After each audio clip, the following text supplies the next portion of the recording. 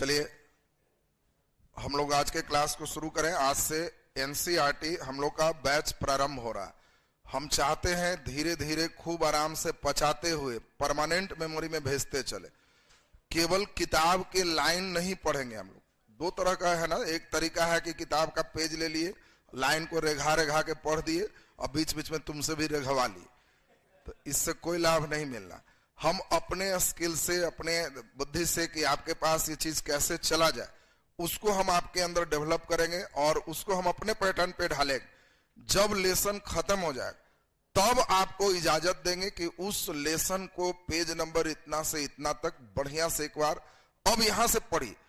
जो बात एकदम दिमाग में डाइजेस्ट है उसको नहीं रखने की जरूरत है, चाहे वो कितना भी इंपॉर्टेंट क्यों ना हो। जो लगता है कि इंपॉर्टेंट है लेकिन हम इसमें भूलते हैं, उस लाइन को अंडरलाइन करेंगे, फिर आपकी अपनी कॉपी वो तैयार होते जाएगी। तो अभी चलिए बिना विलंब किए हम लोग चल रहे हैं अभी 9th क्लास के एनसीईआरटी। 9th क्लास के बाद तब हम लोग 10th चलेंगे, फिर 11th चलेंगे, फिर 12th चलेंगे। पूरे सीरीज को हम लोग कंप्लीट करेंगे।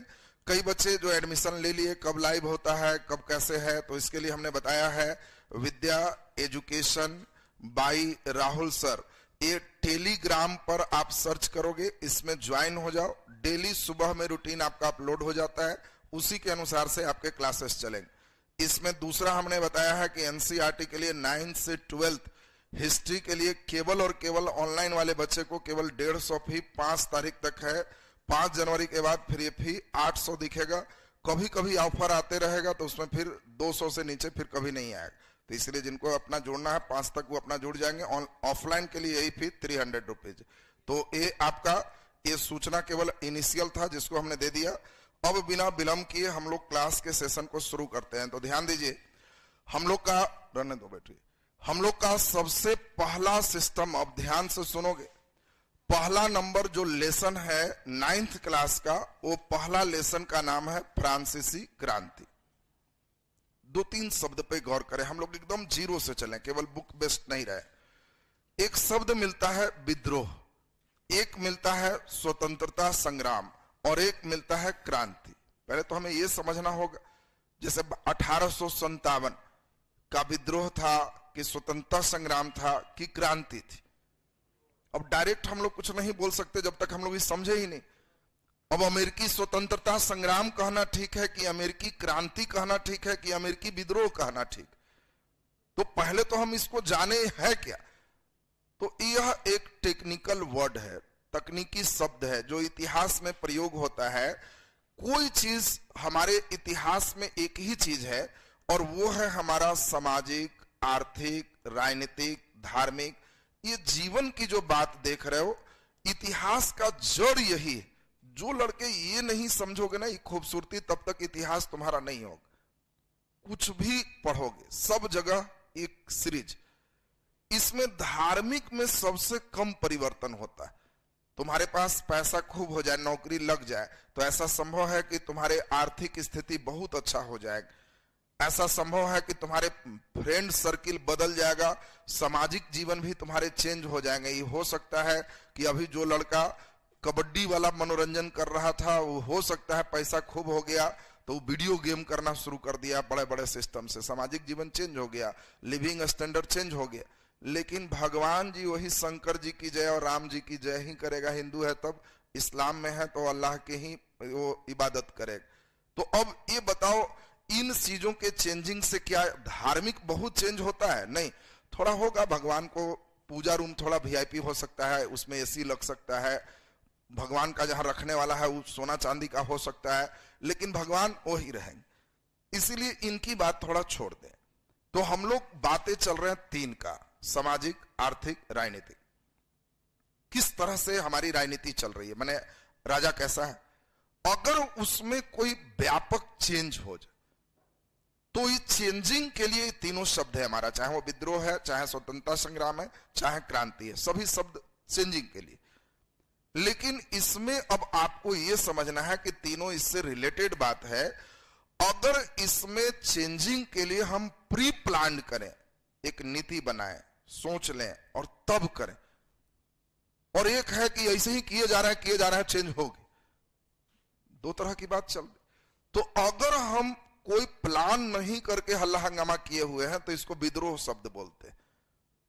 जैसे 1857, तो क्या कुंवर सिंह, लक्ष्मीबाई सब मिलके कोई मीटिंग सीटिंग किए होंगे? नहीं, जिसको जैसे बुझाया मारो, ये करो, वो करो। अंततः 1857 के विद्रोह से क्या कुछ चेंजिंग भी हुआ? तो हुआ। आपको मालूम है राजनीतिक में ईस्ट इंडिया कंपनी की शासन समाप्त हो गई, भारत पर इंग्लैंड का प्रत्यक्ष नियंत्रण हो गया। जो गवर्नर जनरल भारत के थे उनको अब वायसराय कह रहे हैं। मिला जुला के कोई बहुत चेंजिंग नहीं है, लेकिन एक इनिशियल फेज इसको कहेंगे कि हल्के चेंजिंग के स्वरूप देखने को मिल रहा है। और ये बिना कोई प्लान के होगा तो इसका नाम क्या है? विद्रोह। प्लान वेस्ट हो, धीरे धीरे हो, और धीरे धीरे के सिस्टम में कोई बहुत बड़ा चेंजिंग ना हो तो ये स्वतंत्रता संग्राम है, धीरे धीरे वाला। भारतीय स्वतंत्रता संग्राम तो चल रहा है आराम से, लेकिन प्लान करके तीव्र चेंजिंग करें तो ये क्रांति। प्लान करके और तीव्र परिवर्तन कर दें, अचानक चेंजिंग कर दें, प्लान्ड वे में किया गया चेंजिंग ही क्रांति कहलाता है। तो शब्दों से आप समझ पा रहे होंगे कि हमें जो पढ़ना है फ्रांसीसी क्रांति, मतलब ये लेसन क्या कहता है। देखो, मेन हमें इस बात को समझनी है, ये नहीं कि किताब लिए और रंगना शुरू कर दी।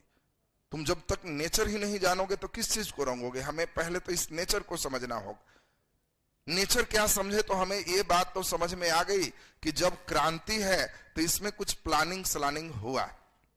दूसरा ये भी हम समझ रहे हैं कि फ्रांसीसी क्रांति है तो फ्रांस के समाज में, उसकी आर्थिक व्यवस्था में, उसकी राजनीतिक व्यवस्था में एक तीव्र परिवर्तन हुआ।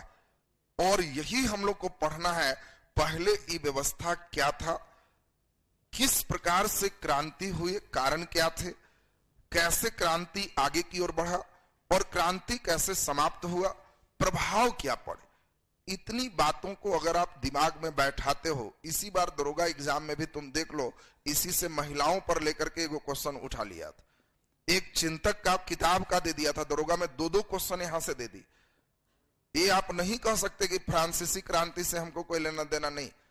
फ्रांसीसी क्रांति से दरोगा की तैयारी कर रहे हो तो बहुत अच्छा है, टीचर वाला कर रहे हो तब तो समझो कि हर लाइने को समझ लो, तुम्हारे लिए एकदम इंपॉर्टेंट। क्योंकि इसमें सीधा एनसीईआरटी और एससीईआरटी से प्रश्न होंगे, दोनों ही जगह ये पढ़ना। और बाकी जो भी बच्चे पढ़ रहे हो तो इसका काम कहीं भी यूज करें, चाहे वो निबंध की बात होगी, चाहे वो हिस्ट्री के अन्य सेक्शन की बात होगी, सब में हम लोग उपयोग करेंगे। तो हम लोग आराम से, अब हम इस लेसन को आगे की ओर बढ़ा रहे हैं। हम लोग पढ़ेंगे क्या इस लेसन में? तो सबसे पहले हम लोग पढ़ेंगे कि इस क्रांति के कारण क्या थे। आपके बुकलेट में कोई कारण उरण करके नहीं दिया, हम वैसे रीडिंग मारेंगे तो इंटरेस्ट नहीं आएगा, इसलिए हम जैसे समझाएंगे उस ढर्रे के बाद तब पढ़ोगे तो बड़ा आनंद आएगा कि मजा आ गया अब इस लेसन को पढ़ के। कारण के बाद इस क्रांति की शुरुआत कैसे हुई, कैसे लोग क्रांति किए, तो समझ रहे हो। क्रांति है तो प्लान वे में है कि बिना प्लान? प्लान वे में है। इसमें लोग प्लानिंग किए हैं, बैठे हैं, शुरू हुए हैं और फिर बढ़े हैं, तो ये प्लान वे की शुरुआत चलेंगे।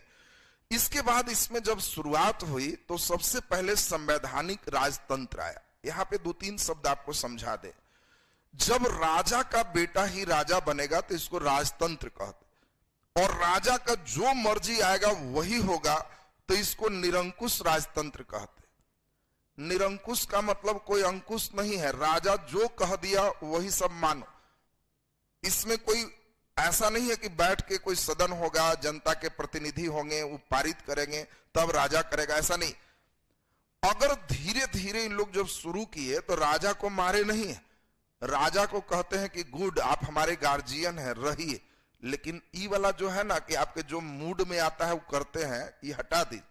हम लोग बैठ के मूड बनाएंगे क्या होना चाहिए, और तब केवल बैठ के आप दस्तखत मारिए, हम संविधान बनाएंगे, आप केवल साइन करिएगा, तो इसको संवैधानिक राजतंत्र कहते।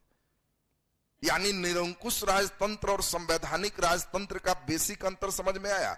निरंकुश राजतंत्र में राजा का बेटा राजा होगा, संवैधानिक राजतंत्र में राजा का बेटा ही राजा होगा। राजतंत्र लिखे तो राजा का बेटा ही राजा होगा, लेकिन डिफरेंस क्या है?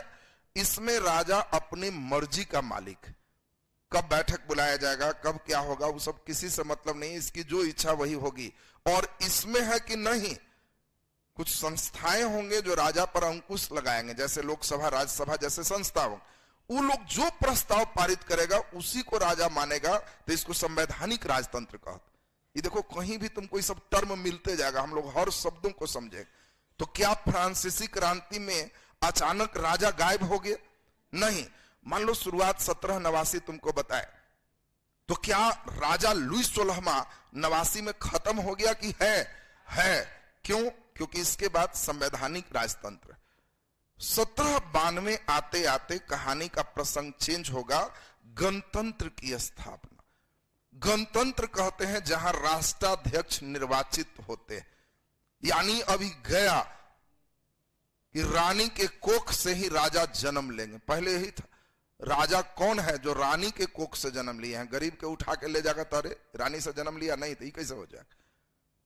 गणतंत्र जब हो गया तो राष्ट्राध्यक्ष निर्वाचित होंगे। अब लुई 16वां बेचारा है कि गया। अब निर्वाचन की प्रक्रिया शुरू हो गई और तब एक नई चेंजिंग आई राजनीतिक फील्ड में। हमने अभी आपको बताया कि क्रांति अमेरिकी हो, रूसी हो, फ्रांसीसी हो, हिस्ट्री का कुछ भी पढ़ो तो आपके मन में एक स्टेप बैठना चाहिए कि हमें सामाजिक, राजनीतिक और आर्थिक पहलू को देखना है। धार्मिक इसीलिए कम देखना है क्योंकि धर्म में कोई बहुत प्रभाव नहीं पड़ता। इसीलिए इन 3 पहलुओं पर हम लोग को खास चलना है कि समाज के लोग पहले क्या थे, क्रांति के बाद वो कैसे हो गए, राजनीति पहले क्या था, क्रांति के बाद क्या हो गया। ये टर्निंग जिसके अंदर बैठ गया वो बच्चा हिस्ट्री का विद्यार्थी हो। हिस्ट्री का विद्यार्थी सर्व हर लेसन में सिर्फ यही सोचना है। अब जल्दी से देखें, क्रांति हो जाने के बाद प्रभाव सामाजिक महिलाओं पर क्या पड़ा, दास पर क्या पड़ा, एक जन साधारण पर क्या पड़ा, यही आपके 9th के एनसीईआरटी में पूरा पढ़ना है। तो सबसे पहले तो हम लोग को यह समझना है कि इस लेसन में पढ़ना क्या है। फ्रांस एक देश है, उस देश के क्रांति की कहानी पढ़नी, जहां पे क्रांति करने के बाद वहां के सामाजिक, राजनीतिक, आर्थिक व्यवस्थाओं में काफी परिवर्तन है। यह क्रांति बिना सोचे समझे था कि प्लान वे में रहा है और तीव्र परिवर्तन है, धीरे धीरे नहीं। और इसी चीज को हम लोग अब शुरू कर रहे हैं। तो आज का पूरे क्लास हम लगा रहे हैं, 0 लेवल का क्लास है, फ्रांसीसी क्रांति के कारण। एकदम जो लड़के बढ़िया से सुनने पर ध्यान दे दो। देखो कुछ बच्चे हमको कहते हैं कि सर पढ़ते हैं तब भूल जाते, वही लोग हैं जिनका पढ़ते समय ये वाला मन कहीं कहीं भागता है। तुम्हारे पास सबसे चंचल चीज मन है, उस पर कमांड रख लिया, एकदम रखोगे कि यहीं रहो, भागेगा भी तो कहना है इधर उधर नहीं, एकदम यहाँ, तो परमानेंट मेमोरी में चला जाए। जो कहता है कि भूल जाते हो, तुम ही बताओ, सिनेमा देखते हो तो रटते हो उसको? नहीं। इतना ध्यान एक जगह है कि मजाल है कि उस समय कहीं मन भाग जाए? नहीं।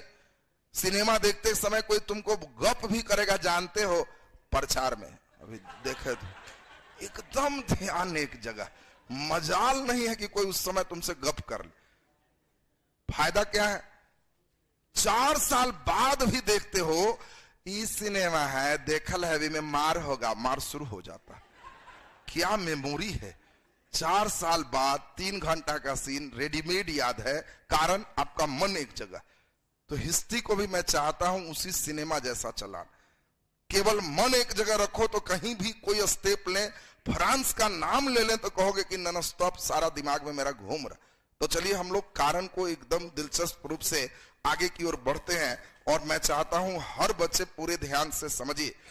जैसे ही हमने कारण लिखा तो आपके मन में स्टेप आना चाहिए कि कोई चीज का कारण लिखेंगे तो हमारे पास सामाजिक कारण होगा, राजनीतिक कारण होगा, कुछ दार्शनिक कारण होगा और आर्थिक कारण होगा। सर धार्मिक क्यों छोड़ दिए?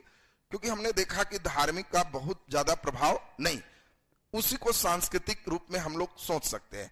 तो एक एक करके आज के क्लास में हमें सामाजिक पढ़ना है, राजनीतिक पढ़ना है, दार्शनिक पढ़ना है और आर्थिक पढ़ना। अब पहला नंबर हम लोग चल रहे हैं इस क्रांति के सामाजिक कारण। तो जरा ध्यान से सुनेंगे। 1789 तक फ्रांस के जो समाज थे उसको प्राचीन राजतंत्र कहते थे। उसमें समाज और जो वहां की संस्थाएं थी, राजा, सामंत, पादरी, ये सब मिला करके प्राचीन राजतंत्र, माने पहले का राजतंत्र में वहां का समाज एस्टेट में विभाजित है। एस्टेट क्या होता है सर? तो वहां के समाज में कौन व्यक्ति कितना लेवल पे है उसमें स्टेट लगाया हुआ। प्रथम स्टेट तो वीआईपी, सेकेंड स्टेट थोड़ा डाउन, थर्ड स्टेट राम का सबसे नीचे। यानी पूरे समाज हमारा 3 स्टेट में विभाजित। देखिए ये स्टेट क्या है अब आप समझ गए होंगे। स्टेट से पता चलता था कि इसका पद लेवल कौन है। जैसे हम लोग अभी जाति पूछते हैं वहां स्टेट पूछता था कौन स्टेट से आता है जी, तो तृतीय, थर्ड, ठीक है तो आओ इधर, थर्ड बने एकदम सही कर देंगे, सेकेंड तो थोड़ा हाई, फर्स्ट तो एकदम ऊपर। यानी फ्रांस के समाज में सत्ता, पावर और सामाजिक स्थिति को बताने के लिए हम लोग एक शब्द का प्रयोग करते थे जिसका नाम क्या था, स्टेट। कभी भी देखो हम जब सत्ता की बात करेंगे तो सत्ता का मतलब पावर होता है। पावर यानी कितना पावर है ये बताने के लिए स्टेट है। और सामाजिक हैसियत क्या है, प्रथम स्टेट बोला तो एकदम हाई हैसियत पे, सेकंड थोड़ा लो है और थर्ड एकदम लो है। यानी हम लोग ये समझ गए कि फ्रांस के समाज 3 स्टेट में बटे हैं और ये तीनों स्टेट के साथ साथ जो लोग उन लोगों के साथ राजा की संस्थाएं हैं, इस सब मिला के प्राचीन राजतंत्र यही चल रहा था। अब इस स्टेट को खूब बढ़िया से सुनोगे तब आप प्रश्नों का आंसर दे पाओगे। हम सब आपसे क्वेश्चन पूछेंगे। फ्रांस के समाज के बारे में देखें, हम इसे 2 भागों में बांटते हैं। एक को हम लोग कहते हैं विशेषाधिकार प्राप्त वर्ग, विशेषाधिकार प्राप्त वर्ग, और एक है सर्वसाधारण।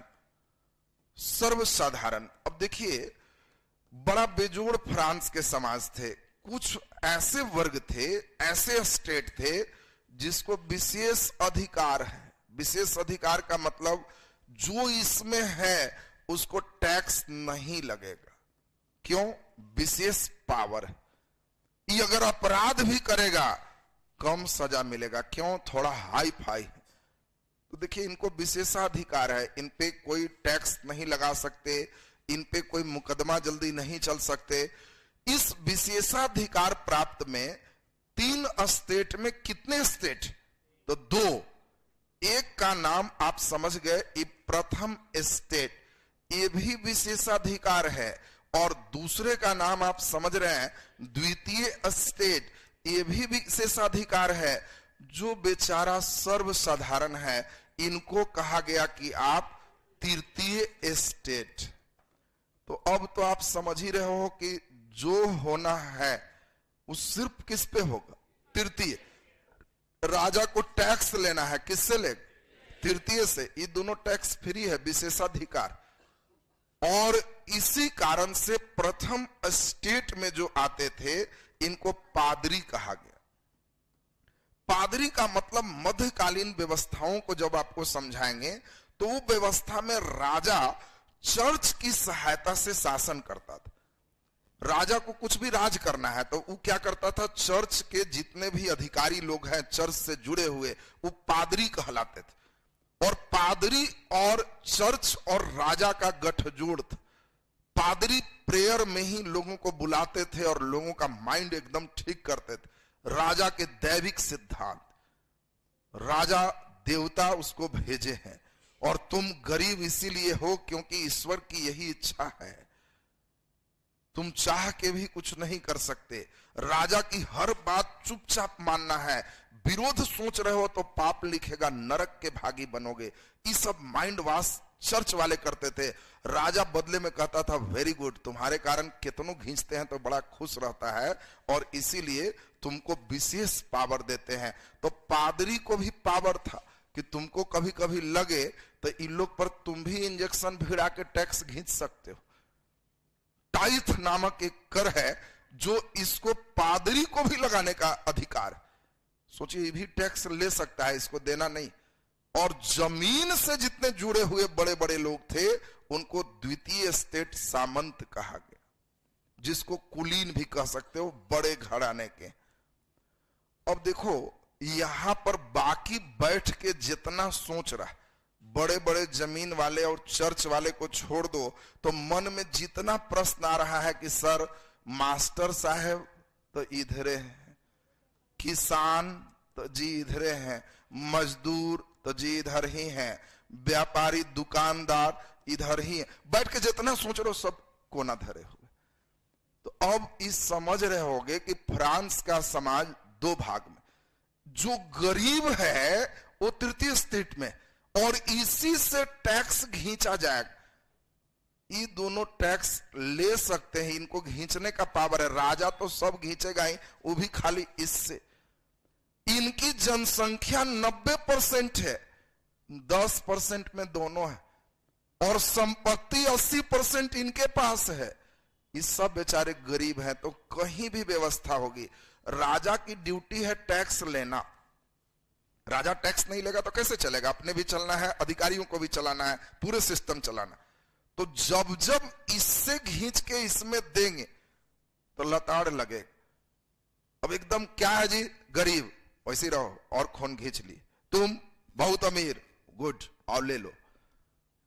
एक बार खींचवा लेगा, दो बार खींचवा लेगा, तीसरा बार कहेगा सब खींच ही का लेगा, लताड़ मारेगा। उसी का नाम विद्रोह है। हाँ, आजकल के गवर्नमेंट क्या करती है, इनसे खींच खींच के इनको देती है, तो इसमें विद्रोह नहीं हो। क्या है जी, अमीर अमीर पैसा कमाता है, इधर आओ, इंजेक्शन पजा के रखे हैं, इनकम टैक्स भिड़ाए और खींच। तो खूब कमाया था तो वो भी कहा हल्का दर्द हुआ, 20,000 तक खींचे किया है, वो भी खुश।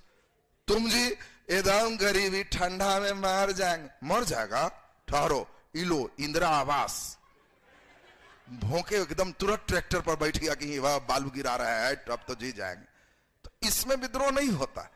यहां से खींच के यहां देंगे तो कभी विद्रोह क्रांति की बात नहीं होती, लेकिन यहां कभी भी खींचाएगा, किसी व्यवस्था में खींचाएगा, विद्रोह होगी, क्रांति होगी। और अब तुम्हें रीजन समझ में आ रहा है, जितने करदाता हैं तृतीय स्टेट में, इन बेचारों को कोई विशेषाधिकार नहीं है। कोई तरह का गलती करेगा इनको हाई पनिशमेंट है, इनको कोई पनिशमेंट ही नहीं है, टैक्स लगाने का पावर है। तो फ्रांस के समाज एक जैसा है कि अलग अलग अलग अलग। अब बड़ा इंपॉर्टेंट एक क्वेश्चन पूछ रहे हैं, आपके मेंटल लेवल को सेट कर रहे हैं। परीक्षक देखो क्या करता है, क्वेश्चन देगा कि फ्रांसीसी क्रांति हुआ था स्वतंत्रता प्राप्ति हेतु, बी चॉइस है समानता प्राप्ति हेतु। अब देखो, तुम कहानी सुन रहा है तब समझ में आ रहा है, नहीं तो लड़के सोचता है स्वतंत्रता। फ्रांस किसी का गुलाम है जो स्वतंत्रता लेगा? नहीं। यहां क्रांति क्यों? लड़के क्या है, फ्रांसीसी क्रांति किस उद्देश्य से हुआ था? चॉइस से स्वतंत्रता प्राप्ति हो। तो लड़का क्रांति हुआ है तो जरूर स्वतंत्रता ना सोचा होगा। और यहां आंसर है कि यह क्रांति स्वतंत्रता है तो नहीं है, यह क्रांति इन लोगों को लग रहा है कि उसको ज्यादा पावर क्यों है। हम भी मनुष्य हैं, वो भी मनुष्य है, तो हमको इतना नीचे, उन लोग इतना ऊपर क्यों, हम भी वैसा क्यों नहीं। इसी के लिए क्रांति होती है। यानी फ्रांसीसी क्रांति का उद्देश्य स्वतंत्रता नहीं है, समानता है, कि हम सभी तीनों स्टेट समान बन। बोलो, पहले तो ये बेसिक बातें बिल्कुल क्लियर है। ये तीनों स्टेट की बात समझ रहे हो? आपको टर्म बोले पादरी का मतलब चर्च से जुड़े हुए सभी जितने भी हैं, पूजा पाठ कराए उनके जो भी लोग हैं, वो पादरी। जब हम कुलीन बोले, संपत्ति का भूमि से संबंधित जो वर्ग है वो कुलीन। और राजा पहले सिर्फ इन दोनों के साथ रहते थे और ऐश करते थे। ऐश मौज का मतलब उनको कोई टेंशन नहीं है, ये दोनों उनके मिल करके जो चाहिए राजा के लिए देते रहते थे। सोना चाहिए, चांदी चाहिए, जो चाहिए। ये राजा भी कहे गुड, तुम सबका दिमाग ठीक करते हो, तुम सबसे घिंच के पहुंचाते हो, तुम लोग बहुत अच्छे हो। ये बेचारा सर्वसाधारण, इसीलिए साइड छटा हो। अब ये तो समझ रहे हो कि कुछ ना कुछ गलती है, आगे परिणाम लताड़ मारेगा, और इस लताड़ को ही क्रांति हम शब्द दे रहे हैं। अब इसी फेज को आगे की ओर बढ़ाया जाए, राजनीतिक कारण की बात की जाए। क्या सामाजिक कारण तो सभी बच्चे को बिल्कुल क्लियर है। राजनीतिक कारण देखिए, फ्रांस में राजतंत्र है, और कैसा राजतंत्र है? निरंकुश राजतंत्र। कैसा निरंकुश है, इतना ही से समझ लो। लुई 14वां राजा बना है। जिस समय राजा बना था, तुमको सुन के हंसी आएगी, इसकी उम्र 5 साल थी। 5 साल का उम्र है, 14वां का राजा बना। और सबसे लंबे समय तक फ्रांस में रहा, 72 साल शासन किया, 72 ईयर फ्रांस को एकदम सही कर दिया। और लुई 14वां इतनी मजबूत स्थिति में रहा, 1643 से 1715 तक। इस समय आयु इसका सिर्फ कितना है, 5 साल, और 72 साल तक शासन किया है। 77-76 में बेचारे मरे। तो नॉन स्टॉप 5 साल का व्यक्ति राजा कैसे रह गया? क्योंकि बाकी चर्च वाले लोग दैवीय सिद्धांत पर माइंड वॉश किए। 5 साल के रहे चाहे 1 साल के, राजा बन गया तो ईश्वर का विशेष उन पर छाया है और उनका सम्मान करना है। वो जो कुछ कह रहे हैं उनके माध्यम से कोई आ रहा है, चुपचाप मानना है, और जितना कह रहे हैं टैक्स फैक्स सब निकालो। धीरे धीरे 5 साल का लड़का कोई राजा बन जाएगा तो जवान होते होते एकदम फॉर्म आ जाएगा। इतना फॉर्म धरा लुई 14वां कि निरंकुशता क्या होता है इतने से समझ लो। ये कहता था मैं ही राज्य हूं और मेरा हर बात कानून। अब सोच लो, 2 आदमी धरा के आया कि जी देखिए चोरी कर रहा था, पकड़े हैं। लुई 14वां कहा चोरी कर रहा था, छोड़ दो इसको, छोड़ दिया। 2 भाई उधर से पकड़ा के आया जी, दोनों भाई फैटा फैटी रोड पर कर रहा था, फैटा फैटी, दोनों को लटका दो। और उतने में तुम्हारे जैसा कोई लोग पूछा जी ऐसा क्या है, इनको भी लटकाओ, क्योंकि कोई संविधान नहीं है। मेरा इच्छा, हमारा जिस समय चोर धराया मूड फ्रेश था, छोड़ दिए। जिस समय दोनों लड़ के आया था मेरा मिजाज भी उस समय खराब था, लटका दिए। और तुम इसे पूछ रहा तो तुमको तो पहले लटका देंगे।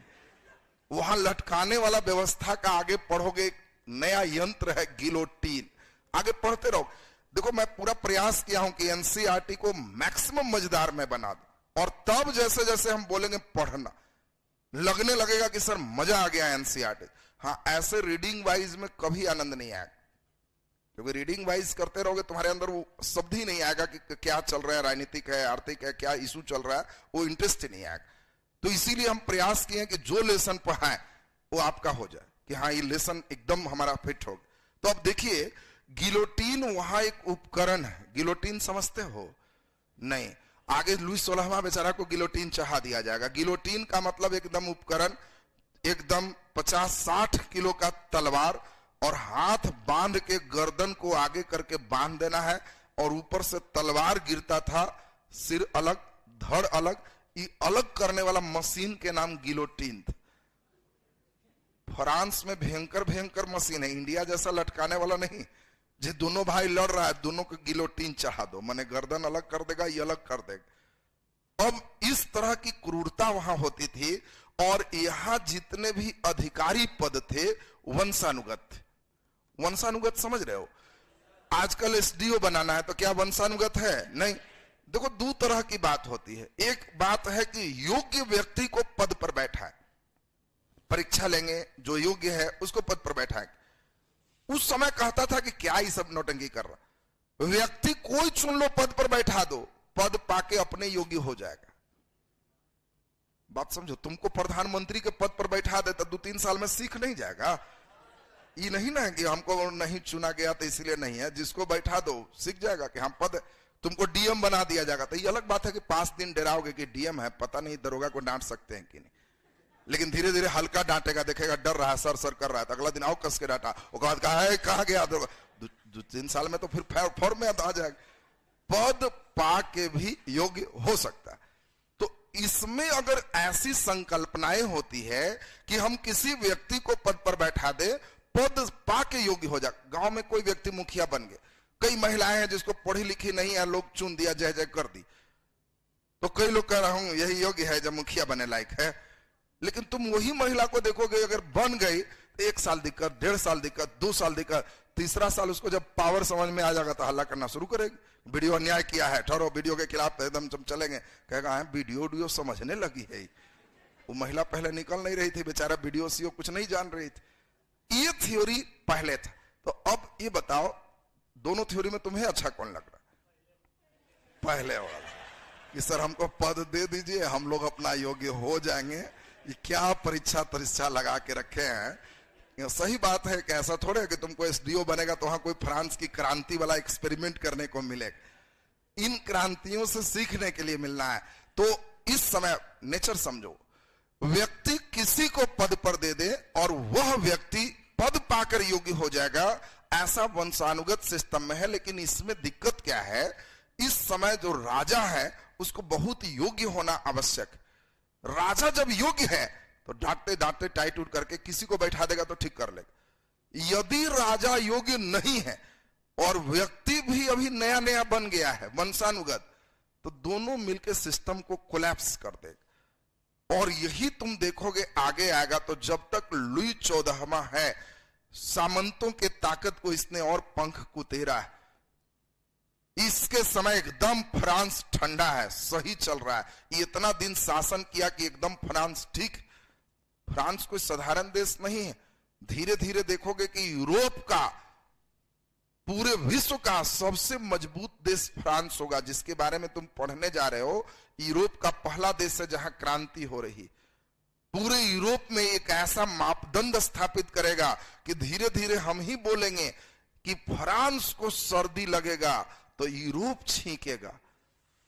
सोच लो, इंग्लैंड छींकेगा, क्यों जी? तो फ्रांस को सर्दी लगा। इसका अर्थ समझ में आ रहा है? अर्थ है कि मतलब तुम्हारे मोहल्ला में, गांव में कोई एक व्यक्ति जो सबसे ऊपर होता है, उसको कुछ भी करेगा तो बाकी लोग उसके फॉलोअर होते।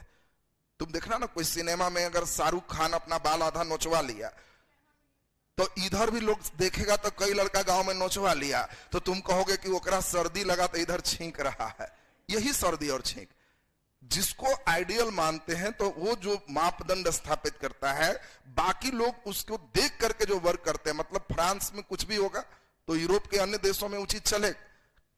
ये है, इतना महान देश के बारे में पढ़ रहे। और लुई 14वां मजबूत किया। इसके बाद 15वां राजा बने। 15वां की एक जिद थी। जिद क्या थी? तो जब अमेरिका महादेश, यहां पे अमेरिका की बात चले, तो अमेरिका के किनारे किनारे 13 उपनिवेश पर इंग्लैंड का अधिकार था।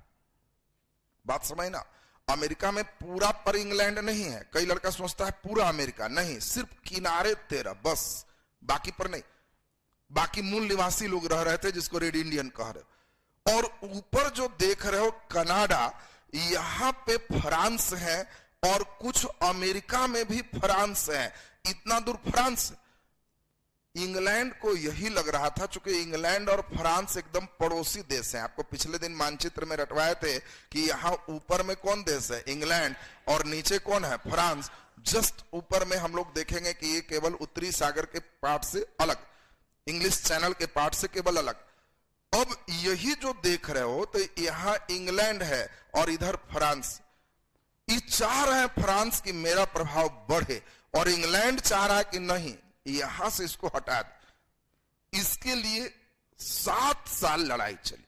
और 7 वर्षीय युद्ध में फ्रांस का हेड कौन थे? तो यही है लुई 15वां।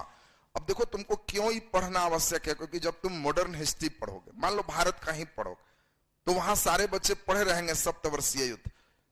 उसी के कारण आप कर्नाटक की लड़ाई भी समझाएंगे कि देखो कैसे कर्नाटक का युद्ध हो रहा है। अब उस समय तुमको प्रश्न में अगर टर्निंग आएगा कि 7 वर्षीय युद्ध में फ्रांस का राजा कौन है, तो अभी पढ़ रहे हो इसलिए 15वां आ जाएगा। नहीं तो उस समय फिर सिर खुलाते रहोगे कि भाई कहां से कैसे दे देता है, 7 वर्षीय पढ़े थे कहां भाग। उस समय जब कर्नाटक का युद्ध पढ़ाएंगे तो उसकी गहराई समझ में आएगी कि हाँ बहुत अच्छा, अब मॉडर्न भी हम समझ रहे। तो यही बात को आपको सीखनी है। 1756 से लेकर 63 तक 7 साल में उत्तरी अमेरिका में प्रभाव स्थापित करने के लिए इंग्लैंड वर्सेस फ्रांस लड़ाई चल रही। और इस लड़ाई में फ्रांस हार जाता है। और फ्रांस हार गया तो यही अमेरिकी क्रांति का आधार तैयार होता है।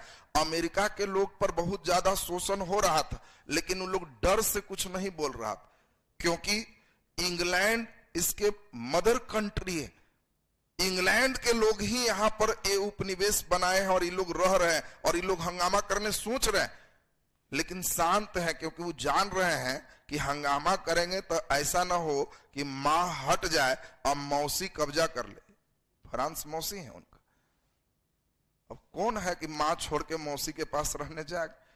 इसीलिए लोग शांत है। लेकिन जब देखे कि मौसी गई, तब इन लोग माए से हंगामा किए कि अब अलग करो। और ये अमेरिकी क्रांति देखोगे जो 63 के बाद 76 में चले। अब आपको पूछा जाएगा सप्तवर्षीय युद्ध, तो आप कहोगे कि समझ गए लुई 15वां, और इसके समय पहली बार खजाना पर भार पड़ा और इतना खर्च किया 7 साल में कि 2 अरब लिब्रे का कर्ज हो गया फ्रांस पर। ये लिब्रे क्या है तो आप समझ गए होंगे, फ्रांस की करेंसी है, मुद्रा है उस समय का, जिसका नाम लिब्रे। बोलो इस शब्द भी क्लियर है सबका? तो इन पर 2 अरब लिब्रे का कर्ज आ गया। अब फ्रांस कर्जा में चलना शुरू हो गया। 15वां के बाद 74 से बेचारे राजा बनते हैं जिनको विरासत में कांटे की ताज मिली। इस व्यक्ति का नाम है लुई 16वां। ये जितने भी लुई देख रहे हो ये सभी बुर्बो वंश से संबंधित है। एक बार का मैं देखा क्वेश्चन दे दिया कि फ्रांस में कौन सा वंश का शासन, हमको लगता है इसी दरोगा में ही दे दिया था, इसी बार दे दिया। अब सोचो सेकंड सिटिंग का क्वेश्चन आ गया। ये क्वेश्चन अब बच्चा कह रहा कहां से दे रहा, सब एनसीईआरटी का। सोचो 9th का पहला लेसन। क्या तुम जानते हो रूस की क्रांति, अब देख लेते हैं थर्मामीटर भी, ये तो आया हुआ क्वेश्चन। रूस की क्रांति में रूस में कौन वंश था, कोई बच्चे बता दो। हाँ वेरी गुड, 1-2 आवाज आ रहा है, कस के बोलो। हाँ रोमनोव वंश। रूस में रोमनोव वंश है, फ्रांस में बुर्बो वंश है। तो धीरे धीरे हम लोग इसके स्टेप पे चलेंगे। एक बड़ा मजेदार बात, बुर्बो वंश में अब सोचो हम लोग जैसा मोहन कुमार सोहन कुमार नहीं, बाप बेटा सब मिलके लुई नाम रख रहा है। लुई लुई, बाबूजी लुई 10 तो बेटा लुई 11 और बेटा लुई 12। अब नॉनस्टॉप बाप बेटा दादा के नाम पूछने की जरूरत ही नहीं। लेकिन थोड़ा डिफरेंस है, लुई 16वां लुई 15वां का पोता है। अब दूसरी बात, इन लोग का नाम अलग रहता था, राजा बनते थे तो लुई आगे बढ़ा लेते थे। अभी भी बात समझ में आ गई। राजा जब बन गए तो नाम फर्नांडिस है, तो इधर आ गए तो कहे फर्नांडिस लुई 16वां, तो फर्नांडिस गए लुई 16वां। तो अब ये तरह का मॉड्यूल मेन चलते थे। अब भारत में ऐसा नाम सुना है कि मोहन प्रसाद 1 एंड बेटा मोहन प्रसाद 2, पोता मोहन प्रसाद 3, ऐसा तो नहीं सुने। ये हम लोग फ्रांस की एक बड़ा विशेषता है सुन रहे। अब यहीं से हम लोग की बात शुरू हो रही है। लुई 16वां, इसी के समय फ्रांस की क्रांति हुई और हम चाहते हैं कि खूब बढ़िया से अब सुनिए, चूंकि हम लोग 14वां से चले कि आपके स्टेप आ जाए। 14वां सबसे लंबे समय तक शासक रहा। 14वां इतना निरंकुश कोई नहीं हुआ है। आपसे पूछा जाए फ्रांस में सबसे लंबे समय तक शासक कौन रहा, 14वां। सबसे निरंकुश कौन रहा, 14वां। मैं ही राज्य हूं, मेरा हर बात कानून है, कौन कहा, 14वां। 15वां के समय सप्तवर्षीय युद्ध हुआ, किसके किसके बीच, इंग्लैंड और फ्रांस के बीच। किस लिए, उत्तरी अमेरिका पर प्रभाव के लिए, जिसमें फ्रांस हार गए। 2 अरब लिब्रे का कर्ज हो गया। उसी कांटे के बीच 74 में 16वां राजा बना। 20 साल का महज उम्र था। इसका जन्म फ्रांस में ही जगह वर्साय, आप लोग वर्साय की संधि सुने हो, इसीलिए वर्साय में इसका जन्म है, इंपॉर्टेंट है। 20 साल की उम्र में राजा बना। एनसीईआरटी स्टेटमेंट में ही पहला लाइन कहती है ये 20 साल में राजा बना। तो इसका जन्म कब हुआ, ये सब लोग समझ गए होंगे कि 20 साल में राजा बना तो 54 में जन्म हुआ। कई बार सेटर थोड़ा शैतानी भी करता है। सेटर देखता है कि राजा बने वाला याद होगा तो जन्म वाला पूछ लेते हैं। क्यों, क्योंकि किताब में हम लोग दे दिए हैं कि 20 साल की उम्र में राजा बन गए, तो लड़का को घटाव आता है कि नहीं आता। इसीलिए इनका डेट ऑफ बर्थ थोड़ा इंपॉर्टेंट कर लिए। जब आप लाइन पढ़ोगे तो वो आएगा, लेकिन उसको रंगने की जरूरत नहीं है कि 20 साल में राजा बन गए। नोट्स में खाली ध्यान रखना जन्म ही है और राजा ही बन। अब ध्यान दीजिए, तो 1754 में जन्म वर्साय में हुआ है और यहाँ पे 1774 ये जो तुम देख रहे हो यहाँ पे ये राजा बन गया। इसी के समय सबसे इंपॉर्टेंट क्या है, 2-3 बात। एक तो इसको कर्जा है 2 अरब के। दूसरा, इसकी शादी एक ऐसी राजकुमारी से हो जाती है जो मिसेज खर्चालू के नाम से जानी जाती। इसी का नाम है ऑस्ट्रिया की राजकुमारी। अब ऑस्ट्रिया राजकुमारी जो है, इनका नाम है मेरी आंतुआनेत। मेरी आंतुआनेत ये ऑस्ट्रिया की राजकुमारी। अब राजकुमारी लोग को धन की कभी दिक्कत नहीं रहती थी। जो खर्च नहीं करेंगे वो होता था कि राजकुमारी लायक है ही नहीं। अब इसीलिए कई लोग लिखे कि इनके 2 महीना की बेटी हुई तो देखभाल के लिए 60 नौकर थे। 2 महीना के बेटी के लिए 60 नौकर बहाल की कि हमारी बेटी को हमेशा एकदम हंसाते रहना, 60 लोग खिलाते रहो, और जिसके गोदी में हंसी तो वो सोना का चीज उसको गिफ्ट मिलेगा, खिलाते रही। ये पूरे फ्रांस की स्थिति क्या है? आय के अनुसार व्यय नहीं, व्यय के अनुसार आय। व्यय के अनुसार आय का मतलब है पहले खर्चा कर लो, फिर सोचो पैसा कितना चाहिए तो खींच लो फिर टैक्स में। और टैक्स कहां लगेगा? गरीब पर। टैक्स तो तृतीय स्टेट अभी पढ़ा है ना, वो गरीब पर। अमीर पर रहता तो टेंशन नहीं था। और यही मेरी आंतुआ नेत जो देख रही है उसका नाम है मिसेज खर्चालू। माने खर्चा में इससे टॉप कोई है ही नहीं। उन्हीं से शादी 16वां का हो गया, तो ये वो किस्मत में भी आ गए थे। दूसरी बात अब देखें, इन्होंने जो सेना एक गठित किया, ये कहे कि हमारे जो दादा थे सप्तवर्षीय युद्ध लड़े थे, किससे? इंग्लैंड से। किस लिए? अमेरिका के लिए कि हमारा प्रभाव रहे। लेकिन फ्रांस हार गया। अब ये फ्रांस तो हार गया। 16वां क्या किया कि कर्जा रहे तो रहे, लेकिन दुश्मन को ठीक करना पहले जरूरी। इसीलिए वो अमेरिका के लोग को चढ़ा रहा है कि तुम लोग फॉर्म धरो, कहो कि इंग्लैंड से हमको कोई मतलब नहीं है। तो अमेरिका के नागरिक कह रहा है कि जी आ जाएगा सेना लेके, तब तो हम है ना सेना भेजते। और एक व्यक्ति है जो आगे पढ़ोगे, उसका नाम है लफायते। लफायते के नेतृत्व में इसने सेना भेज दिया। किस लिए? कि तुम लोग स्वतंत्रता की घोषणा करो और इंग्लैंड से लड़ने में ये सब सेना है हमारा, तुम ही लोग के ड्रेस में लड़ लेगा। हमको बदला लेना है कि इंग्लैंड से अमेरिका खत्म हो जाए, जब मेरा नहीं तो तेरा भी नहीं। अब देखिए, कर्जा लेके है मेरा नहीं तो तेरा नहीं। 15वां बेचारा लड़ा है। कौन सी लड़ाई? सप्तवर्षीय युद्ध। और 16वां लफायते के नेतृत्व में सेना भेज दिया और अमेरिकी क्रांति में इस सेना कमाल कर दी। और इसी में जब देखोगे कॉर्नवालिस के नेतृत्व में इंग्लैंड की सेना आई, हार गई। और जब हार गई तो अमेरिकी स्वतंत्रता की घोषणा पूर्व में थी। लोग कहा कि बहुत बढ़िया। फ्रांस कहा कि वाह बहुत बढ़िया, इससे बढ़िया और क्या बात होगी। इसको अमेरिका को धन्यवाद दिया कि आप घबराइए नहीं, मेरा पहले से कर्ज ही 2 अरब लिब्रे था, आपको मदद उदद करने से 10 अरब पर पहुंच गए। बात समझ लीजिए। अब तुम दूसरा का मदद करोगे, कुछ करोगे, कर्जा बढ़ेगा। ऑलरेडी कर्जा तुम्हारे पास था। 10 अरब लिब्रे कर्जा पे पहुंच गया है लुईस 16वां।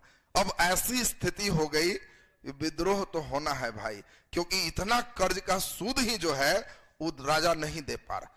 वो भी किस लिए? प्रतिष्ठा में प्राण गंवाना जिसको कहते। अमेरिका को एकदम आजाद करना है इंग्लैंड से। क्यों? हमारे बाबा को सप्तवर्षीय में हराया था, इसलिए हम उसको ठीक करेंगे साइड बेसिस पर। और देखिए इतने कर्ज हो गए। इतने कर्ज के बाद भी मिसेज खर्चालू अपना फॉर्म धरे हुए है। इनको राजा कह दे कि कर्जा है तो एकदम फॉर्म है कि इससे बढ़िया मेरा मायके था, हम अपने राष्ट्रीय राजकुमारी हैं, ये भी तो राजकुमारी। तो इसके कारण बेचारा रोक भी नहीं लगा रहा। अब पैसा आएगा कहां से? सबसे बड़ी समस्या है। और यही समस्या अब धीरे धीरे आर्थिक में समझोगे, उस बीच में आग में घी डालने का काम दार्शनिक लोग कर रहे हैं। कुछ वर्ग पढ़ने लिखने में लग गए और पढ़ने लिखने के बाद उन लोगों के दिमाग में बौद्धिक क्रांति कर रहे। एक मध्य वर्ग के रूप में वो नया स्टेट तैयार हो रहा है। बुर्जुआ वर्ग आगे रूस में उसका नाम पढ़ो। और वो एक नया चिंतन लोगों में विचार दे रहा। आजकल कैसे कुछ भी होगा तो व्हाट्सएप यूनिवर्सिटी से आपको कुछ बौद्धिक क्रांति होती, कुछ भी होगा तो एक यूनिवर्सिटी से पहुंचता है कि देखो एक चिट्ठी आई, अभी हिट एंड रन का चल रहा है, ड्राइवर लोग का हड़ताल हुआ था, सरकार कहीं अभी लागू नहीं कर रहा। सरकार यद्यपि कानून ठीक लाई थी, अब लोग के पास कन्वे नहीं हो, अब आगे तो जो समझेगा वही चीज हल्ला करे। हिट एंड रन में पहले कानून क्या था कि अगर ड्राइवर धक्का मार दिया तो मारने के बाद अगर वो हॉस्पिटल पहुंचा भी देगा तो उसको वही केस चलेगा, धक्का मार के भाग भी गया तो वही केस चलेगा। और दोनों सेम कंडीशन रहने के कारण ड्राइवर धक्का मारे भागने में भलाई है, क्योंकि धरा तुरंत जाए। नया हिट एंड रन आया। हिट माने मारो धक्का और रन माने भागो, ये कानून। तो इसमें अब आया है कि अगर धक्का लग गया तुमसे, गलती से ही धक्का, तो कोई जान को नहीं मारता, गलती से ही लगा, कोई स्थिति में है, मरने की स्थिति में है, मर चुका है, लेकिन तुम वहां पे तुरंत रुक के यदि उस व्यक्ति को नियरेस्ट अस्पताल में पहुंचा देते हो, वहां बताते हो कि हमसे धक्का लगा है, हमारी गाड़ी ये है, तो उस कंडीशन में तुम्हारे ऊपर जो दफा होगा वो जमानती हो, तुमको थाना लाके जमानत देके छोड़ देगी, कोई बाकी सिस्टम नहीं है, केस चलेगा, दिक्कत खत्म। अगर तुम हिट एंड रन किया, मारा और निकल लिया, और बाद में पुलिस धरती है, तब तुम पर जो दफा लगेगा उसमें फिर 10 लाख और 10 वाला वो अलग से टाइट गैर जमानती होगा। पुलिस धर के लाएगी तो तुम्हारा गैर जमानती हो जाएगा। अगर तुम खुद स्वयं स्वीकार करोगे धक्का और सपोर्ट करोगे, तो उस कंडीशन में तुम्हारे लिए मर्सी होगा कि जमानत दे दीजिए, भागा नहीं था। तो इससे एक्सीडेंट होने के बाद लोगों के जहन में क्या है, अरे पब्लिक क्यों मारती है? क्योंकि पब्लिक सबको भागते ही देखती। पब्लिक सिर्फ एक ही चीज देखती है, मारा धक्का तो भाग जाएगा, धर रहे, अब मार रहे भरपेट, एकदम हाथ साफ कर। पब्लिक दो कंडीशन में ज्यादा मारती है। जब कोई धक्का लगने वाला नवयुवक होता है, जिसकी नई शादी है या बच्चा है, उसमें वो अपने प्रतिरूप को सोचते हुए एग्रेसिव थोड़ा ज्यादा हो जाता है। जब वो देखते हैं कोई बच्चा को मार न दे धक्का, तो देखो वो अपनी बच्चा से कल्पना करने लगे कि बाप रे, हमरो लड़का रोड पर कभी कभी आता है, ये ऐसे करता है, इसीलिए ड्राइवर के प्राण निकाल ही देना ठीक। वो ज्यादा एग्रेसिव हो जाते हैं। तो इसमें अब खैर वो तो अलग मुद्दा है, जिसपे हम अभी चलेंगे तो फिर उधर ही रह जाएंगे। अभी हम लोग लुईस सोलहमा पर धाए से आ जाएं। तो लुईस सोलहमा की बात हम लोग देखें कि इनकी जो स्थिति है, इतने कर्ज हो चुके हैं कि अब इलाज उपाय नहीं है। उसके लिए अब क्या करें? तब तक अब देख लो, नए लोग जो मेहमान आ रहे हैं, इनसे क्वेश्चन अवश्य रहेगा। इस सबसे इंपॉर्टेंट सेक्शन देख रहे हो, इस पार्ट को हम चाहते हैं, ये लाइन सभी बच्चे को एकदम याद चाहिए। ये लोग साधारण लोग नहीं, ये वैसे लोग को पढ़ रहे हो जिन्होंने अमेरिका को, फ्रांस को, सबको प्रभावित किया। उस समय एक ही विचार चल रहे थे, सत्ता एक ही व्यक्ति के पास होगा, सत्ता मीन्स पावर, और सत्ता एक व्यक्ति के पास होगा, और व्यक्ति कौन होगा? राजा। वही कानून, जो बोलेगा हो गया, जो चाहेगा जो करेगा। पहली बार एक व्यक्ति है, चिंतक है, जिसका नाम है मोंटेस्क्यू। इसने एक पुस्तक लिखा, the spirit of the laws. Direct देखो, ये सब दरोगा वगैरह में डायरेक्ट क्वेश्चन है, और कई बच्चे परेशान रहते हैं कि सर पुस्तक कितना पढ़े। बहुत नहीं पढ़ना, तुमको जो पुस्तक आएगा दार्शनिकों का, वो अपने सब एनसीईआरटी के दौरान आ जाएगा, केवल एक जगह होगा, काम हो जाएगा। बहुत इंपॉर्टेंट बात सुनो, the spirit of the laws पुस्तक मोंटेस्क्यू ने लिखा, और मोंटेस्क्यू पहला चिंतक है जिसने शक्ति पृथक्करण का सिद्धांत दिया। ये देखो, बहुत इंपॉर्टेंट बात तुम्हें समझा रहे। शक्ति पृथक्करण का मतलब है, मोंटेस्क्यू ने ही विश्व में पहली बार एक पैमाना लाया कि कैसे शासन चलना चाहिए। इसने राजा के दैवी सिद्धांत का खंडन किया कि देवता से है, फलाना से, उसे बंद करो, सत्ता राजा के पास रहे, हमको कोई दिक्कत नहीं, लेकिन इसके लिए शक्ति बंटना चाहिए। और इसने पहली बार कहा, यही विधायिका, कार्यपालिका और न्यायपालिका की जो बात है, जज का डिपार्टमेंट अलग हो, कानून बनाने वाले अलग हो, और उसको पालन करवाने वाले अलग हो। ये जो तुम देख रहे हो, ये मोंटेस्क्यू का दिया हुआ। तो निश्चित तुमसे क्वेश्चन आएगा, शक्ति पृथक्करण का सिद्धांत किसने दिया? मोंटेस्क्यू। मोंटेस्क्यू के पुस्तक का नाम क्या है? The spirit of the laws. अब देखिए, उस जमाने में जब लोग सोच रहे थे कि राजा जो है देवता वाले हैं, हम गरीब हैं क्योंकि मेरा भाग्य ऐसा है, चर्च ऐसा कहते हैं, ये लोग आके उसका माइंड बास कर रहे हैं कि का ये सब लफड़ा में पड़ा हो। राजा पर हल्ला करो कि एकदम पावर 3 जगह रहे तो बढ़िया से सिस्टम चले। इसी के सिद्धांत पर अमेरिकी के कानून में ये तीनों चीज लाया गया। दूसरा बड़े एक सिद्धांत वाले व्यक्ति ये भी हैं, इनका नाम है जॉन लॉक। इनका नाम है टू ट्रीटाइजेस ऑफ गवर्नमेंट। क्रिटाइजेस है, ट्रीटाइजेस नहीं, क्रिटाइजेस ऑफ गवर्नमेंट। ये पूरे प्रवचन कह लो, क्रिटाइजेस का मतलब विश्लेषण कह लो, सरकार पर कैसे होना चाहिए। ये लॉक ने भी पूरा बढ़िया से दैवीय सिद्धांत का पूरा माइंड वॉश कर दिया। इसने भी पूरा माइंड वॉश किया। अब नेक्स्ट सबसे इंपॉर्टेंट जो फ्रांसीसी क्रांति के आधार तैयार किए, यही व्यक्ति है रूसो। इनको मेन सीखना। रूसो का जन्म 1712 में जेनेवा में हुआ, लेकिन बाद में फ्रांस में आ गए और फ्रांसीसी क्रांति के आधार ऐसा तैयार किए कि कुछ चिंतक कहते हैं कि यदि रूसो नहीं होता, रूसो का जन्म नहीं होता, तो फ्रांसीसी क्रांति नहीं होती। क्या किए भाई, उस सुन लो। रूसो ने लॉक के थ्योरी को और आगे बढ़ाया। इसने पहली बार एक पुस्तक लिखा, सोशल कॉन्ट्रैक्ट। सोशल कॉन्ट्रैक्ट का मतलब है सामाजिक समझौता। समाज के सब लोग मिलो, सबका मूल्य बराबर रखो। ये नहीं कि वो ज्यादा है, ये कम है, सब बराबर रहे, और सब मिल करके कॉमन विल, एक ऐसा लाओ जिसमें सब मिल के बहुमत जो कहता है वो कानून लगा दो। सबकी राय लो, और ज्यादा लोगों की जो राय है, ज्यादा वर्ग की बात नहीं, ज्यादा लोगों की जो राय है वो कॉमन विल कहलाएगा, और उसी को लागू करो। रूसो पहला दार्शनिक है जिसने कहा कि मनुष्य पैदा स्वतंत्र होता है, लेकिन जन्म के बाद चारों तरफ जंजीरों से जकड़ा होता। जन्म लेते समय बस स्वतंत्र है, बस जैसे ही जन्म हुआ वैसे ही अब उसका बेचारा के कुछ नहीं, उभे करे टे करे, जिसको जो करना है वो करते रह रहा। अब वो मनुष्य स्वतंत्र जन्म लेता है, जन्म के बाद चारों तरफ जंजीरों से जकड़ा होता है। यह स्टेटमेंट किसका है? रूसो। रूसो ने जो हम लोग का कॉन्सेप्ट दिया वो सामाजिक समझौता। किताब का नाम क्या है? Social contract. दूसरे एक किताब है डिस्करेज ऑफ इनक्वलिटी। इनक्वलिटी माने असमानता को डिस्करेज कीजिए, सब लोग समान रहे। अब क्वेश्चन आएगा, डिस्करेज ऑफ इनक्वलिटी किनकी पुस्तक? Rousseau. Social contract Rousseau. Criticisation of government किसका है? लॉक का। Spirit of the laws Montesquieu. शक्ति पृथक्करण का सिद्धांत कौन दिया? मॉन्टेस्क्यू। और रूसो ने ऐसा कल्पना किया। अब देखो, तुम्हारे दिमाग में थोड़ा सा टाइट सिस्टम हमने भर दिया कि रूसो अगर जन्म नहीं लेता तो क्रांति नहीं होती। तुमसे हो सकता है कहीं हिस्ट्री का जो विद्यार्थी हो, इंटरव्यू वगैरह में तरंग छेड़ते हैं, इंटरव्यूअर तरंग छेड़ते हैं कि फ्रांसीसी क्रांति, अच्छा ये बताइए रूसो जन्म नहीं लेता तो क्रांति होता कि नहीं। अब तुमसे वो पूछना चाहता है, कोई आदमी नहीं रहेगा तो किसी के बिना काम हर्जा होता है? गांधी नहीं रहते तो क्या भारत आजाद नहीं होता? क्या हर देश आजाद हुआ अंग्रेज से तो वहां गांधी जा जाके किए थे? और जहां नहीं भी गांधी थे वहां देश आजाद हुआ। थोड़ा और टाइट अगर निगेटिव दे दे, हिस्ट्री की तो इतनी खूबसूरती है कि तुम्हारा जिधर दिमाग चाहता है उधर भेज देता है।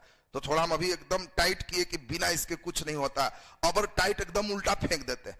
उल्टा फेंकने में देखो तुम्हारा माइंड को कहां फेंक देते हैं। रूसे अपने किसी भी किताब में क्रांति की बात नहीं की। उसने कहा कि ऐसा समझौता होना चाहिए, इस तरह का चलना चाहिए, क्रांति की बात ही नहीं किया। दूसरा नंबर, रूसो जो 1712 में जन्म लिया वो 1789 में क्रांति है, और इस 1700 सोच लो ये करीब 78 में ही मर गया। क्रांति से 11 साल पहले मरा हुआ रूसो है भी नहीं। तो कहां ही रहता तब ही क्रांति होती जो लोग कह रहे हैं। तो कुछ इतिहासकार ये भी आते कि यदि रूसो जन्म लेके पलने में भी मर जाता तब भी क्रांति होती। ये देखिए वो नया मॉड्यूल हो गया। पलना समझते हो? झुलुआ वाला। माने एक इतिहासकार का वर्ग कहता है कि जन्म नहीं लेता तो क्रांति नहीं होती, और दूसरा इतिहासकार का वर्ग कहता है कि अगर जन्म ले भी लिया और खिलाने के लिए पलना में डाल दो, ओकरों में मर गया तभी क्रांति होती। कुछ नहीं किया, नई क्रांति की बात किया, और न क्रांति के समय जिंदा था, उससे काफी वर्ष पहले मर चुका है। अब तुमको क्या लगता है? तुमको देखो अब दिमाग को कहां से हमने कहां भेजा। ये हिस्ट्री की खूबसूरती है। जो सॉफ्टवेयर चढ़ाना, अब तुमको हम पहले बताए थे तो पूछे रूसो नहीं रहता तो लगता कि कुछ एब्सेंट होता। अब दो बात सुन रहा है तो लग रहा है नहीं हो रहता सर, पलनों में मरता तो हो जाता। तो रूसो क्या? अब तुमसे क्वेश्चन पूछ रहा है इंटरव्यूअर कि रूसो के बारे में आपको क्या विचार? नहीं रहता तो क्या हो? तो आपको ही कहना है कि रूसो ने किसी क्रांति की बात नहीं की। क्रांति से काफी पहले ही रूसो मर चुका था। फिर भी रूसो ने जिस थ्योरी को प्रतिपादित किया, सिद्धांत को दिया, उस सिद्धांत ने फ्रांसीसी क्रांति में एक उत्प्रेरक का कार्य किया। एक ऐसा उत्प्रेरक जो उस स्पीड को बढ़ाने का काम किया। लोग चार्ज है, लोग क्रांति कर रहा है तो सोच रहा है कि कैसे, तो याद कर रहा है कि रूसो लिख के मरे हैं, सामाजिक समझौता, सब मिल करके कोमल मिल बनाओ, ज्यादा जो कहेगा वो करना। रूसो ही कहा है तो भले ही मरा हुआ है, लोग इसके थ्योरी पर आगे बढ़ रहे हैं। आपको एक मध्यम पथ पे रहना है। हिस्ट्री की खूबसूरती, धीरे धीरे उस खूबसूरती से तुमको बहुत परिचय कराएंगे, तुम्हारे दिमागों में काफी चीजों का चेंजिंग आएगा, और वो शुद्धिकरण जिन बच्चों का आएगा, वो बच्चे एक अच्छा लेख लिख सकते हो, अच्छा इंटरव्यू दे सकते हो, अच्छे सिस्टम पे तुम समझ सकते हो। हिस्ट्री के लिए ये ज्यादा जरूरी, और इसीलिए हमने इस सिस्टम को लिखा। तो अब ये बताओ, question, the spirit of the laws, Montesquieu. शक्ति पृथक्करण का सिद्धांत, Montesquieu. The criticisation of government, John Locke. Rousseau का जन्म कहां हुआ, जेनेवा। आजकल बदमाश सेटर यही सब कर रहा है।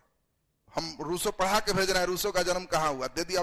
हिटलर का जन्म कहां हुआ, देख रहा था, वो भी बोनो शहर तक दे दिए, अब गांव का नाम दे दिया। तो अब हम कोई गलतियां नहीं करना रहे हैं, गांव क्या मोहल्ला तक पढ़ाएंगे। तो गांव दे रहा है, हम मोहल्ला जाएंगे, कहां भागेगा यार। जिनका नाम आएगा खोद के हम लोग पूरे चलेंगे। वार्ड छोड़ देते हैं, अब 2-4 साल बाद पढ़ाएंगे तो वार्ड नंबर भी चलेंगे। तो अब पहले हम लोग सुन लें, इंपॉर्टेंट हम लोग जरा देखें। तो अब महत्वपूर्ण बात हुआ कि रूसो का जन्म किस देश में है, जेनेवा।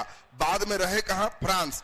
डिस्करेज ऑफ इनक्वालिटी और द सोशल कॉन्ट्रैक्ट, दोनों पुस्तक इनका है, रूसो का।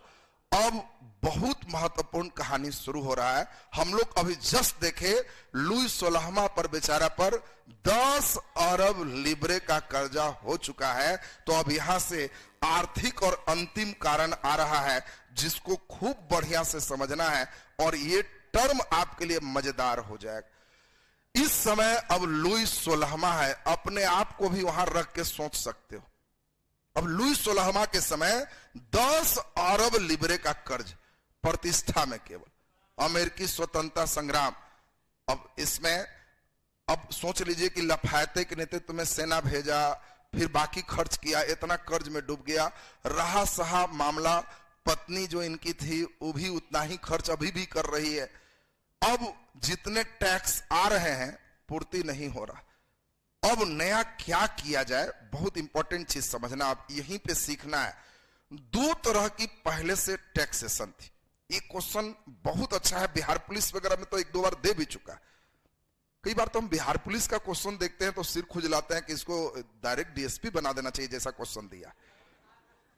हाँ, कई बार क्वेश्चन कई बार देखते हैं तो मन में मुस्कुराते हैं कि बताओ, बीपीएससी को हम पढ़ा रहे हैं तो बेचारा टाइथ नहीं जानता है, और बिहार पुलिस को टाइथ पढ़ाना पड़ रहा है, तो ये तो बड़ा दुर्भाग्य की बात हो जाती।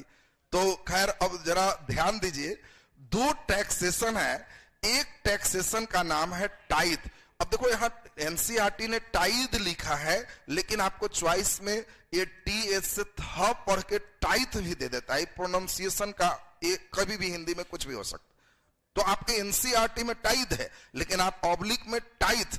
यह क्या है, पादरियों को एक पावर था कि आप भी तृतीय स्टेट से टैक्स ले सकते हो चर्च के नाम पर, और इसीलिए यह एक धार्मिक टैक्स था, धार्मिक कर है जो पादरी लगा सकते थे। अब तुमको क्वेश्चन दे देगा निम्नलिखित में कौन धार्मिक कर है, तो आपको ध्यान रखना है, टाइथ एक धार्मिक कर है जो पादरी लगाते थे। राजा जो टैक्स लगाते थे किस पर, प्रथम स्टेट की, द्वितीय की, तृतीय, उसका नाम टाइल था। अब देखो दोनों में कितना सूक्ष्म अंतर। टाइल तो ये राजा डायरेक्ट जनता पर लगाती थी, प्रत्यक्ष कर था, और टाइथ ये पादरी डायरेक्ट जनता पर लगाती थी, एक धार्मिक कर। अब बोलो, तुमको कभी भी टाइल दे दे और टाइथ दे दे तो एकदम दिमाग ठीक रहेगा। टाइल राजा और टाइथ धार्मिक कर है। इस समय 90% किसान है और 60% से ज्यादा भूमि पर प्रथम और द्वितीय स्टेट का कब्जा है। जितने संपत्ति है वो सब प्रथम और द्वितीय स्टेट है, और इन लोग बेचारा संख्या में ज्यादा है, संपत्ति में कम है, और सिर्फ इन्हीं पे टैक्स लगेगा, और कर्जा 10 अरब लिब्रे का सूद चल रहा। लुई 16वां को लग रहा है करें तो क्या करें। अब इस समय 2 मामला है, बहुत अच्छा से समझना, थोड़ी सी मामला को गंभीरता को समझाएं। अब हाँ ध्यान दीजिए, वही टाइथ को ही टीथे कह रहा। तो अब बड़ा इंपॉर्टेंट यहां पर मामला है कि फ्रांस की जो बात देख रहे हो, राजा यहां पर 3 सिस्टम हमने देखा। एक सिस्टम है पादरी, दूसरा सिस्टम है कुलीन, और तीसरा सिस्टम है एक तृतीय स्टेट जनसाधारण। ये जनसाधारण लोग, वहां पे राजा के लिए ऐसी बात नहीं थी कि कोई संस्था नहीं थी। हर देश में संस्था रही है। राज्यसभा और लोकसभा जो देख रहे हो, जन प्रतिनिधि माने सब लोग के प्रतिनिधि जहां भाग, इस संस्था से जब तक कोई नियम नहीं बनेगा, नया टैक्स नहीं लागू होगा। ये वहां का भी नियम था। यहां भी वही चीज था। यहां राजा केवल पादरी कुलीन से बैठकी कर सकते हैं, उठकी कर सकते हैं, इसको छांट दिए थे। देखो सेम यही कंडीशन जब हम इंग्लैंड पढ़ाएंगे तो इंग्लैंड में भी वही है। वहां भी सभी लोगों का रिप्रेजेंटेटिव जो है उसको प्रतिनिधि सभा कहते। वहां भी प्रतिनिधि सभा थी, लेकिन यहां जनता प्रतिनिधि सभा में धीरे धीरे मजबूत होते गई और राजा को कमजोर करते चले गए। फ्रांस में वो नहीं हुआ था, कारण इंग्लैंड चारों तरफ से समुद्र किनारे, तो इसके ज्यादा सेना स्थलीय थे कि नौसेना। इसीलिए इंग्लैंड के राजा नौसेना बहाल खूब रखते थे, तो अंदर से कमजोर थे। जनता को जब फॉर्म धरे तो 10-20 हजार हुआ मारा तो इनको पावर कुछ बढ़ा दी, फिर अगला बार कुछ मारा 20 हजार हुआ तो फिर पावर बढ़ गया। क्यों? सेना तो नौसेना। फ्रांस में भी दोनों है, लेकिन फ्रांस बीच में है, इनके पास नौसेना नहीं है। मारा हुआ तो सब हुआ वाला के जीभ निकाल दिया, तो अगला बहुत वर्षों तक कोई हु करने वाला भी नहीं। इसीलिए फ्रांस की जो प्रतिनिधि सभा है, इंग्लैंड के पैरेलल वो पावरफुल नहीं हो पाया। इंग्लैंड में राजा है और प्रतिनिधि सभा भी एक्टिव हो चुका। इसीलिए विश्व का पहला संसद कहां बना? तो इंग्लैंड आंसर। बात समझो, अगर तुमसे कभी भी दे दे वर्ल्ड का पहला संसद, तो अमेरिका नहीं मारना। कहना कि सर समझ गए संसद क्यों बना, क्योंकि सेना सब नौसेना था, तो ये लोग हुआ मार के संसद ठीक कर दिया। और वर्ल्ड का पहला संसद की स्थापना की बात करेंगे तो इंग्लैंड। अब यहां पे बात को सुनिए, सबसे इंपॉर्टेंट बात समझिए। अब जो 2 संस्था है यहां पर, बहुत बेसिक कंसेप्ट। एक संस्था जहां राजा पादरी कुलीन मीटिंग सीटिंग करेंगे गरीबों को छाट के, इस संस्था को पार्लमा कहा गया। पार्लमा एक संस्था, जिस संस्था में राजा पादरी कुलीन बैठेंगे, इसकी बैठक चलते रहती थी। शराब बाकी चीज ये सब चलते रहते थे अमीरों के बीच, गरीब बेचारे साइड। गरीब को बस एक ही चीज था, वहां के पाव रोटी के बहुत मेन भोजन था। रोटी नहीं, पाव रोटी। बस पाव रोटी के फेर में बेचारा लगा रहता था, किसी तरह मिल। कोई सोचा नहीं था कि ब्रेड के दाम बढ़ाने से लोग इतना अपना वैल्यू बढ़ा ले, ये कोई सोचता ही नहीं था। और एक जो संस्था देख रहे हो, इसमें तीनों एस्टेट के लोग भाग लेते थे, इसलिए इस संस्था को एस्टेट जनरल कहा गया, जिसको हम लोग प्रतिनिधि सभा के नाम से जान रहे। बहुत इंपॉर्टेंट, यहां पे जो सॉफ्टवेयर है वो आपका एकदम वर्क करना चाहिए, नहीं वर्क करेगा तो ये लाइन नहीं समझ पाओगे। राजा पे अंकुश के लिए भी संस्थाएं थी, लेकिन इस समय राजा जब लुई 14वां के आसपास में बहुत मजबूत रहा है, तो स्टेट जनरल की बैठक बुलाना ही बंद कर दिया। ये क्या जरूरत है, लोगों को बुलाएगा, झूठो हल्ला करेगा, हंगामा करेगा, साइड करो। और बस बैठक का मतलब ही में पादरी या कुलीन बैठेंगे, हा ही होगा, मस्ती में रहेंगे। इसकी नहीं बैठक बुलाने से नुकसान क्या है? नया तरह का कोई टैक्स उक्स नहीं लगेगा, क्योंकि वो तभी लग सकता है जब स्टेट जनरल की बैठक होगी। और पिछले 175 साल से इसकी बैठक बुलाई ही नहीं गई। 175 ईयर है, कौन बुलाएगा? बिल्ली के गले में घंटी कौन बांधेगा? इसको बुलाने का मतलब भारी टेंशन। 175 साल से नहीं बुलाया है, और बेचारा लुई 16वां इतना कर्जा हो गया कि उसको लग रहा है कि बिना बैठक बुलाए कैसे हो। लोग को बताएंगे कि भाई मेरे पास इतना कर्ज है, थोड़ा कुलीन भी दे देगा, थोड़ा तुम भी दे देगा। गरीब कभी कहेंगे थोड़ा सा बढ़ा रहे हैं, ज्यादा नहीं, लोग पर भी लगा रहे हैं। ऐसा करते हैं, वो अपना सोचा। उसने कई अर्थशास्त्री को बुलाया, बेचारा का तुर्गो नेकर, कई अर्थशास्त्री हैं, कोलेन। अभी सब तुर्गो नेकर, तुर्गो तो जब सलाह दिया कीजिए, ऐसा कीजिए, अंदर के खर्चा में कटौती कीजिए। रानी जो एंतुआनेत है, बहुत नौकर उकर रखिए, पहले उस सबको कम कीजिए। रानी सीधे फायर हो गई कि पहले तुर्गो को हटाओ, नहीं तो हम एकदम प्राण दे देंगे। जो अच्छा सलाहकार मिला बेचारा हट गया। नेकर साहेब आए, उन्होंने भी, अब कौन कर्जा में हो तो कौन बोलेगा कि तुम खर्च में कटौती ना करो, सब यही कहेगा। अब इसमें ये सभी लोग वही सलाह दे रहे हैं, तो अभी देखोगे क्या हाल है। उसके पहले हम थोड़ा दिखाएं, एनसीईआरटी में बड़ी अच्छी एक कल्पना किया है कि गरीबों का हाल क्या है। देख लो, थोड़ा अच्छी कल्पना है और मैं चाहता हूं कि आप लोग इसको बड़ा मजे में भरें। केवल माइंड एक्सरसाइज है और हम देखते हैं एक्सरसाइज आप कितना अच्छा कर पाओगे। इस समय है क्या, 1715 में फ्रांस की जनसंख्या 2.3 करोड़ और 1789 जब क्रांति होती है तो 2.8 करोड़ इसकी जनसंख्या हो जाती है। 50 लाख जनसंख्या बढ़ गई। अब इतनी जनसंख्या के पास दिक्कत एक ही थी, खेती नहीं है। मेहनत कहां कर रहा है, सामंतों के। सामंत की तुलना मकड़ी से किया, जाल से किया गया है, और किसान बेचारे मक्खी गए, फंस गए, बस धीरे धीरे उनको चूस के खत्म कर दी। मकड़ी के जाल में मक्खी का फंसना देखे हो ना, बस यही। अब अगर किसी कारण से बाढ़ आ गया, सुखाड़ आ गया, ओला पड़ गया, कोई प्राकृतिक आपदा हो गया, तो ये बेचारे का मेन भोजन क्या है, ब्रेड, पाव रोटी। पाव रोटी महंगा हो जाएगा। अब उसके कारण इन लोगों के पास जीविका संकट तक हो जाते थे। जीविका संकट क्या है, जीवित रहने के लिए जो न्यूनतम चीज चाहिए, तुमको जिंदा रहने के लिए कम से कम हवा चाहिए, पानी चाहिए, भोजन चाहिए। अब भोजन पर भी आफत हो जाए तो कई लोग गांव में कहता है कि जीविका संकट हो गया, बचेंगे कि नहीं निश्चित नहीं है, खाने नहीं। तो फ्रांस में कॉमन घटना है, और जब जीविका संकट होते थे लोग विद्रोह करते थे। अभी आपको एनसीईआरटी देखता है कि बच्चों के अंदर थोड़ा टीचर एक ऐसा मनोरंजन कराएं जिससे वो इस डायग्राम को भरें। इस डायग्राम को भरने के लिए आपके पास शब्द दिया हुआ है। एक शब्द है खाद्य दंगा, दूसरा शब्द है अन्नाभाव, अन्नाभाव माने अन्न का अभाव, तीसरा शब्द है मृतकों की संख्या में वृद्धि, चौथा शब्द है खाद्य पदार्थ के कीमत में वृद्धि, कीमत में वृद्धि, और अगला शब्द है कमजोर शरीर, कमजोर शरीर। और इस डायग्राम में कह क्या रहा है जरा सुनो। फसल बहुत खराब हो गया, ओला ओला गिर गया, तो कुछ हुआ और इससे पाव रोटी नहीं खरीद पाएगा, ऐसा बात हो गया। अब फिर 2 डिब्बा आया, फिर महामारी हो गया। इसमें ऐसा लिखना है कि डिब्बा से वहां पहुंच जाए और इस डिब्बा से वहां पहुंच। और इसके लिए आपको एक बहुत बढ़िया क्विज कराया हुआ है जिससे आपके दिमाग बढ़े। तो पहले हमको ये बताना है सभी बच्चे को, गरीब गुरबा पाव रोटी नहीं खरीद पाएंगे, इसका मतलब कीमत घटेगा कि बढ़ेगा, बढ़ेगा। इसका मतलब फसल खराब हुआ तो अन्न घटा कि बढ़ गया, बढ़ गया कि घट गया, घट गया।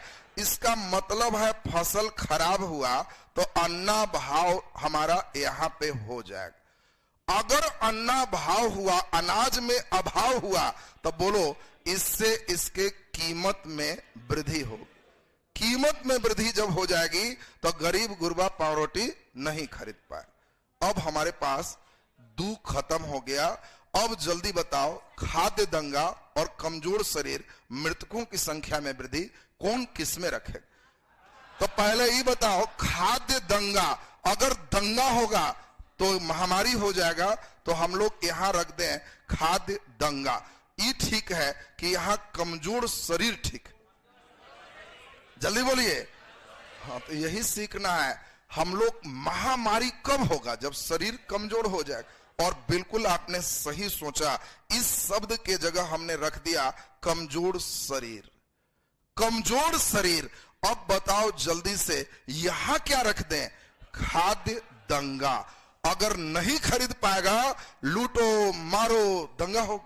और चाहे खाद्य दंगा हो, चाहे शरीर कमजोर हो, इससे महामारी होगा। और महामारी होने से बेचारा मृतकों की संख्या में वृद्धि होगी। ये देखिए, एक इंटरटेनमेंट दिया था एनसीईआरटी। आजकल हमने बताया कि नया एनसीईआरटी में ही किया गया, बच्चों का आईक्यू लेवल कितना अच्छा बढ़ता है।